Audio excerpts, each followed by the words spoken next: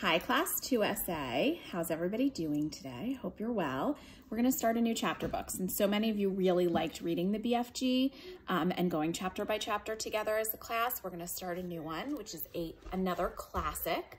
This book is called Charlotte's Web. It's by E.B. White. E.B. White has also written the book Stuart Little, which is another super famous, fabulous book. And Charlotte's Web is one of my favorites, and I think it'll be one of yours as well. So our home audience is ready to start Charlotte's Web. Scarlett's here, looking very bright and cheery this morning.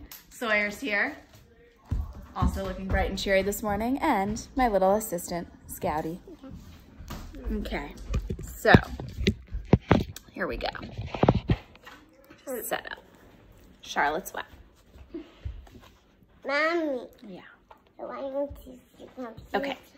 Chapter 1 is called Before Breakfast.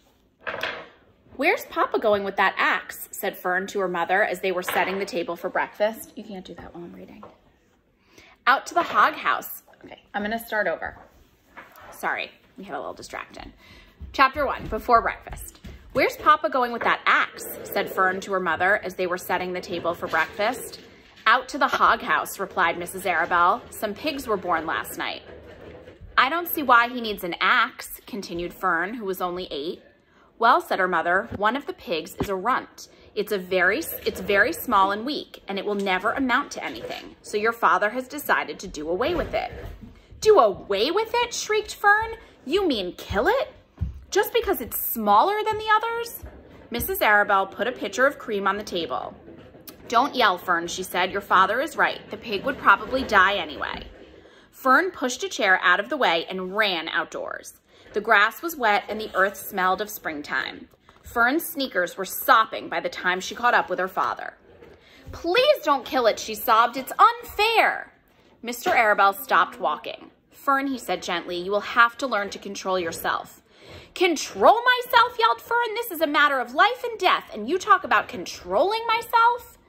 Tears ran down her cheeks, and she took hold of the axe and tried to pull it out of her father's hand. And here's a picture of her trying to get the axe from her father. "Fern," said Mr. Arabelle, "I know more about raising a litter of pigs than you do. A weakling makes trouble. Now run along." "But it's unfair," cried Fern. "The pig couldn't help being born small, could it? If I had been very small at birth, would you have killed me?" Mr. Arabelle smiled. "Certainly not," he said, looking down at his daughter with love, "but this is different. A little girl is one thing, a little runty pig is another." "I see no difference," replied Fern, still hanging on to the axe. "This is the most terrible case of injustice I have ever heard of." A strange look came over John Arabelle's face. He seemed almost ready to cry himself. "All right," he said, "you go back to the house and I will bring the runt when I come in. I'll let you start it on a bottle, like a baby. Then you'll see what trouble a pig can be." When Mr. Arabelle returned to the house half an hour later, he carried a carton under his arm.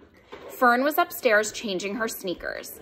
The kitchen table was set for breakfast, and the room smelled of coffee, bacon, damp plaster, and wood smoke from the stove.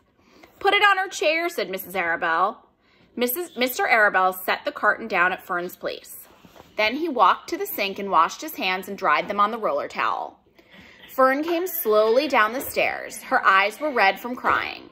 As she approached her chair, the carton wobbled and there was a scratching noise. Fern looked at her father. Then she lifted the lid of the carton. There, inside, looking up at her, was the newborn pig. It was a white one. The morning light shone through its ears, turning them pink.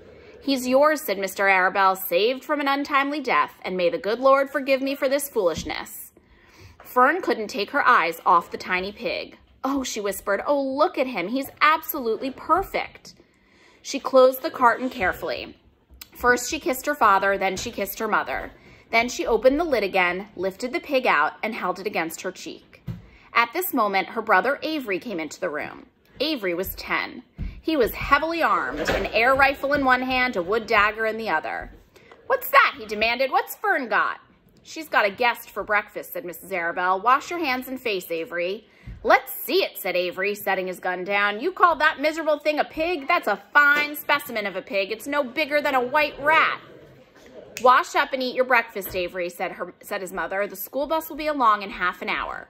Can I have a pig too, Pop? Asked Avery. No, I only distribute pigs to early risers. Scouty, come listen to the book and then you can have food. I only distribute pigs to early risers, said Mr. Arabelle. Fern was up at daylight, trying to rid the world of injustice. As a result, she now has a pig. A small one, to be sure, but nevertheless, a pig. It just shows what can happen if a person gets out of bed promptly. Let's eat. But Fern couldn't eat until her pig had had a drink of milk. Mrs. Arabelle found a baby's nursing bottle. She poured warm milk into the bottle and handed it to Fern. Give him his breakfast, she said. And here's a picture of Fern feeding the little baby pig from a bottle. A minute later, Fern was seated on the floor in the corner of the kitchen with her infant between her knees, teaching it to drink from the bottle. The pig, although tiny, had a good appetite and caught on quickly. The school bus honked from the road. Run, commanded Mrs. Arabelle, taking the pig from Fern and slipping a donut into her hand. Avery grabbed his gun and another donut. The children ran out to the road and climbed into the bus. Fern took no notice of the others in the bus. She just sat and stared out of the window, thinking what a blissful world it was and how lucky she was to have entire charge of a pig. By the time the bus reached school, Fern had named her pet, selecting the most beautiful name she could think of. His name is Wilbur, she whispered to herself. She was still thinking about the pig when the teacher said, Fern, what is the capital of Pennsylvania? Wilbur, replied Fern dreamily. The students giggled. Fern blushed. Chapter 2 is called Wilbur. Fern loved Wilbur more than anything. She loved to pet him, to feed him, to put him to bed. Every morning, as soon as she got up, she warmed his milk, tied his bib on, and held the bottle for him. Every afternoon when the school bus stopped in front of her house, she jumped out and ran to the kitchen to fix another bottle for him. She fed him again at supper time and again just before going to bed. Mrs. Arabelle gave him a feeding around noontime each day when Fern was away in school. Wilbur loved his milk, and he was never happier than when Fern was warming up a bottle for him. He would stand and gaze up at her with adoring eyes. For the first few days of his life, Wilbur was allowed to live in a box near the stove in the kitchen. Then, when Mrs. Arabelle complained, he was moved to a bigger box in the woodshed. At 2 weeks of age, he was moved outdoors. It was apple blossom time, and the days were getting warmer. Mr. Arabelle fixed a small yard, especially for Wilbur, under an apple tree, and gave him a large wooden box full of straw with a doorway cut in it so he could walk in and out as he pleased. Won't he be cold at night? Asked Fern. No, said her father. You watch and see what he does. Carrying a bottle of milk, Fern sat down under the apple tree inside the yard. Wilbur ran to her and she held the bottle for him while he drank. When he had finished the last drop, he grunted and walked sleepily into the box. Fern peered through the door. Wilbur was poking the straw with his snout. In a short time, he had dug a tunnel in the straw. He crawled into the tunnel and disappeared from sight, completely covered with straw. Fern was enchanted. It relieved her mind to know that her baby would sleep covered up and would stay warm.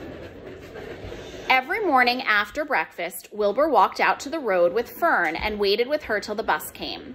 She would wave goodbye to him, and he would stand and watch the bus until it vanished around a turn. While Fern was in school, Wilbur was shut up inside his yard. But as soon as she got home in the afternoon, she would take him out, and he would follow her around the place. If she went into the house, Wilbur went too. If she went upstairs, Wilbur would wait at the bottom step until she came down again. If she took her doll for a walk in the doll carriage, Wilbur followed along. Sometimes on these journeys, Wilbur would get tired, and Fern would pick him up and put him in the carriage alongside the doll. And here's little Wilbur in the stroller with the baby doll. He liked this, and if he was very tired, he would close his eyes and go to sleep under the doll's blanket. He looked cute when his eyes were closed because his lashes were so long. The doll would close her eyes too, and Fern would wheel the carriage very slowly and smoothly so as not to wake her infants. One warm afternoon, Fern and Avery put on bathing suits and went down to the brook for a swim. Wilbur tagged along at Fern's heels. When she waded into the brook, Wilbur waded in with her. He found the water quite cold, too cold for his liking, so while the children swam and played and splashed water at each other, Wilbur amused himself in the mud along the edge of the brook, where it was warm and moist and delightfully sticky and oozy. Every day was a happy day, and every night was peaceful. Wilbur was what farmers call a spring pig, which simply means that he was born in springtime. When he was 5 weeks old, Mr. Arabelle said he was now big enough to sell and would have to be sold. Fern broke down and wept, but her father was firm about it. Wilbur's appetite had increased. He was beginning to eat scraps of food in addition to milk. Mr. Arabelle was not willing to provide for him any longer. He had already sold Wilbur's 10 brothers and sisters. "He's got to go, Fern," he said. "You have had your fun raising a baby pig, but Wilbur is not a baby any longer, and he has got to be sold." "Call up the Zuckermans," suggested Mrs. Arabelle to Fern. "Your Uncle Homer sometimes raises a pig, and if Wilbur goes there to live, you can walk down the road and visit him as often as you like." "How much money should I ask for him?" Fern wanted to know. "Well," said her father, "he's a runt. Tell your Uncle Homer you've got a pig you'll sell for $6 and see what he says." It was soon arranged. Fern phoned and got her Aunt Edith, and her Aunt Edith hollered for Uncle Homer, and Uncle Homer came in from the barn and talked to Fern. When he heard that the price was only $6, he said he would buy the pig. Next day, Wilbur was taken from his home under the apple tree and went to live in a manure pile in the cellar of Zuckerman's barn. And chapter 3, which is the last chapter we'll read today, is called Escape. The barn was very large. It was very old. It smelled of hay and it smelled of manure. It smelled of the perspiration of tired horses and the wonderful sweet breath of patient cows. It often had a sort of peaceful smell, as though nothing bad could ever happen again in the world. It smelled of grain and of harness dressing and of axle grease and of rubber boots and of new rope. And whenever the cat was given a fish head to eat, the barn would smell of fish. But mostly it smelled of hay, for there was always hay in the great loft up overhead. And there was always hay being pitched down to the cows and the horses and the sheep. The barn was pleasantly warm in winter when the animals spent most of their time indoors, and it was pleasantly cool in summer when the big doors stood wide open to the breeze. The barn had stalls on the main floor for the workhorses, tie-ups on the main floor for the cows, a sheepfold down below for the sheep, a pig pen down below for Wilbur, and it was full of all sorts of things that you find in barns. Ladders, grindstones, pitchforks, monkey wrenches, scythes, lawn mowers, snow shovels, axe handles, milk pails, water buckets, empty grain sacks, and rusty rat traps. It was the kind of barn that swallows like to build their nests in. It was the kind of barn that children like to play in. And the whole thing was owned by Fern's uncle, Mr. Homer L. Zuckerman. Wilbur's new home was in the lower part of the barn, directly underneath the cows. Mr. Zuckerman knew that a manure pile is a good place to keep a young pig. Pigs need warmth, and it was warm and comfortable down there in the barn cellar on the south side. Fern came almost every day to visit him. She found an old milking stool that had been discarded, and she placed the stool in the sheepfold next to Wilbur's pen. Here she sat quietly during the long afternoons, thinking and listening and watching Wilbur. And here's a picture of Wilbur eating and of Fern watching him in the barn. The sheep soon got to know Fern and trust her. So did the geese who lived with the sheep. All the animals trusted her. She was so quiet and friendly. Mr. Zuckerman did not allow her to take Wilbur out, and he did not allow her to get into the pig pen. But he told Fern that she could sit on the stool and watch Wilbur as long as she wanted to. It made her happy just to know that she was sitting there right outside his pen. But he never had any fun. No walks, no rides, no swims. One afternoon in June, when Wilbur was almost 2 months old, he wandered out into his small yard outside the barn. Fern had not arrived for her usual visit. Wilbur stood in the sun, feeling lonely and bored. There's never anything to do around here, he thought. He walked slowly to his food trough and sniffed to see if anything had been overlooked at lunch. He found a small strip of potato skin and ate it. His back itched, so he leaned against the fence and rubbed against the boards. When he tired of this, he walked indoors, climbed to the top of the manure pile, and sat down. He didn't feel like going to sleep. He didn't feel like digging. He was tired of standing still, tired of lying down. I'm less than 2 months old, and I'm tired of living, he said. He walked out to the yard again. When I'm out here, he said, there's no place to go but in. When I'm indoors, there's no place to go but out in the yard. That's where you're wrong, my friend, said a voice. Wilbur looked through the fence and saw the goose standing there. You don't have to stay in that dirty little yard, said the goose, who talked rather fast. One of the boards is loose. Push on it, push on it, and come on out. What? Said Wilbur. Say it slower. At the risk of repeating myself, said the goose, I suggest that you come on out. It's wonderful out here. Did you say a board was loose? That I did, said the goose. Wilbur walked up to the fence and saw that the goose was right. One board was loose. He put his head down, shut his eyes, and pushed. The board gave way. In a minute, he had squeezed through the fence and was standing in the long grass outside his yard. The goose chuckled. How does it feel to be free? She asked. I like it, said Wilbur. That is, I guess I like it. Actually, Wilbur felt strange to be outside his fence with nothing between him and the big world. Where do you think I'd better go? Anywhere you like, said the goose. Go down through the orchard, root up the sod, go down through the garden, dig up the radishes, root up everything, eat grass, look for corn, look for oats, run all over, skip and dance, jump and prance, go down through the orchard and stroll in the woods. The world is a wonderful place when you're young. I can see that, replied Wilbur. He gave a jump in the air, twirled, ran a few steps, stopped, looked all around, sniffed the smells of afternoon, and then set off walking down through the orchard. Pausing in the shade of an apple tree, he put his strong snout into the ground and began pushing, digging, and rooting. He felt very happy. He had plowed up quite a piece of ground before anyone noticed him. Mrs. Zuckerman was the first to see him. She saw him from the kitchen window, and she immediately shouted for the men. Homer, she cried, pigs out, Lurvy, pigs out, Homer, Lurvy, pigs out. He's down there under the apple tree. Now the trouble starts, thought Wilbur. Now I'll catch it. The goose heard the racket, and she too started hollering. Run, run, run, downhill, make for the woods, she shouted to Wilbur. They'll never, never, never catch you in the woods. The Cocker Spaniel heard the commotion, and he ran out from the barn to join the chase. Mr. Zuckerman heard, and he came out of the machine shed where he was mending a tool. Lurvy, the hired man, heard the noise and came up from the asparagus patch where he was pulling weeds. Everybody walked toward Wilbur, and Wilbur didn't know what to do. The woods seemed a long way off, and anyway, he'd never been down there in the woods and wasn't sure he would like it. Get around behind him, Lurvy, said Mr. Zuckerman, and drive him toward the barn, and take it easy, don't rush him. I'll go and get a bucket of slops. The news of Wilbur's escape spread rapidly among the animals on the place. Whenever any creature broke loose on Zuckerman's farm, the event was of great interest to the others. The goose shouted to the nearest cow that Wilbur was free, and soon all the cows knew. Then one of the cows told one of the sheep, and soon all the sheep knew. The lambs learned about it from their mothers. The horses in their stalls in the barn pricked up their ears when they heard the goose hollering, and soon the horses had caught on to what was happening. Wilbur's out, they said. Every animal stirred and lifted its head and became excited to know that one of his friends had got free and was no longer penned up or tied fast. Wilbur didn't know what to do or which way to run. It seemed as though everybody was after him. If this is what it's like to be free, he thought, I believe I'd rather be penned up in my own yard. The Cocker Spaniel was sneaking up on him from one side. Lurvy the hired man was sneaking up on him from the other side. Mrs. Zuckerman stood ready to head him off if he started for the garden, and now Mr. Zuckerman was coming down toward him carrying a pail. This is really awful, thought Wilbur. Why doesn't Fern come? He began to cry.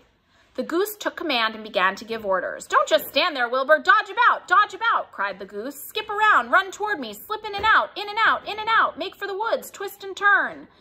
The Cocker Spaniel sprang for Wilbur's hind leg. Wilbur jumped and ran. Lurvy reached out and grabbed. Mrs. Zuckerman screamed at Lurvy. The goose cheered for Wilbur. Wilbur dodged between Lurvy's legs. And here's everybody trying to catch Wilbur. Nicely done, cried the goose. Try it again. Run downhill, suggested the cows. Run toward me, yelled the gander. Run uphill, cried the sheep. Turn and twist, honked the goose. Jump and dance, said the rooster. Look out for Lurvy, called the cows. Look out for Zuckerman, yelled the gander. Watch out for the dog, cried the sheep. Listen to me, screamed the goose. Poor Wilbur was dazed and frightened by this hullabaloo. He didn't like being the center of all this fuss. He tried to follow the instructions his friends were giving him, but he couldn't run downhill and uphill at the same time, and he couldn't turn and twist when he was jumping and dancing, and he was crying so hard he could barely see anything that was happening. After all, Wilbur was a very young pig, not much more than a baby, really.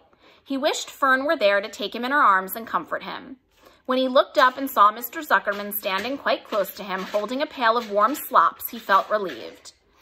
He lifted his nose and sniffed. The smell was delicious. Warm milk, potato skins, wheat middlings, Kellogg's cornflakes, and a popover left from the Zuckerman's breakfast.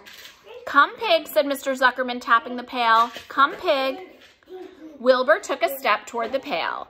"No, no, no," said the goose. "It's the old pail trick, Wilbur. Don't fall for it. Don't fall for it. He's trying to lure you back into captivity-ivity. He's appealing to your stomach." Wilbur didn't care. The food smelled appetizing. He took another step toward the pail. "Pig, Pig," said Mr. Zuckerman in a kind voice, and began walking slowly toward the barnyard, looking all about him innocently, as if he didn't know that a little white pig was following along behind him. "You'll be sorry, sorry, sorry," called the goose. Wilbur didn't care. He kept walking toward the pail of slops. "You'll miss your freedom," honked the goose. "An hour of freedom is worth a barrel of slops." Wilbur didn't care. When Mr. Zuckerman reached the pig pen, he climbed over the fence and poured the slops into the trough. Then he pulled the loose board away from the fence so that there was a wide hole for Wilbur to walk through. "Reconsider, reconsider," cried the goose. Wilbur paid no attention. He stepped through the fence into his yard. He walked to the trough and took a long drink of slops, sucking in the milk hungrily and chewing the pop over. It was good to be home again. While Wilbur ate, Lurvy fetched a hammer and some 8-penny nails and nailed the board in place. Then he and Mr. Zuckerman leaned lazily on the fence, and Mr. Zuckerman scratched Wilbur's back with a stick. "He's quite a pig," said Lurvy. "Yes, he'll make a good pig," said Mr. Zuckerman. Wilbur heard the words of praise. He felt the warm milk inside his stomach. He felt the pleasant rubbing of the stick along his itchy back. He felt peaceful and happy and sleepy. This had been a tiring afternoon. It was still only about 4 o'clock, but Wilbur was ready for bed. "I'm really too young to go out into the world alone," he thought as he lay down. And that's the end of those first few chapters. So I want you to think about all the characters that we've met so far. Fern, her parents, her brother, her aunt and uncle, Lurvy, Wilbur, obviously, maybe the goose. And think about what are the important things that you know about them so far.